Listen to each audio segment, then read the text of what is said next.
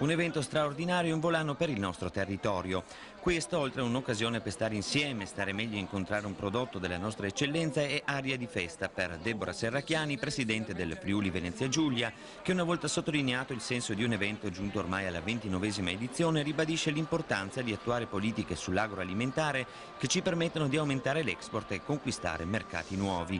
Un obiettivo per cui, ha detto, Regione e Consorzio possono fare una parte importante. Qui siamo di fronte ad un'eccellenza, ad un agroalimentare che vende bene all'estero, deve vendere ancora meglio, ma anche perché significa promuovere questo territorio e la nostra Regione. Quindi la Regione è accanto a queste produzioni di eccellenza per aiutare la penetrazione dei mercati internazionali. Serracchiani era a San Daniele con il vicepresidente della Giunta, Sergio Bolzonello, e con l'assessore alle infrastrutture, Maria Grazia Santoro, ma all'avvio della festa hanno partecipato anche diversi consiglieri regionali, con in testa il presidente dell'Assemblea, Franco Jacob, il quale ha riconosciuto nel weekend lungo dedicato al prosciutto di San Daniele la capacità di fissare l'immagine di un prodotto di qualità conosciuto in tutto il mondo, associandolo all'immagine di una regione di qualità. La festa di un prodotto di eccellenza, anzi credo di poter dire, insomma, senza tema di smentita, il prodotto che caratterizza con la sua grande qualità una immagine del Friuli nel mondo di terra di qualità,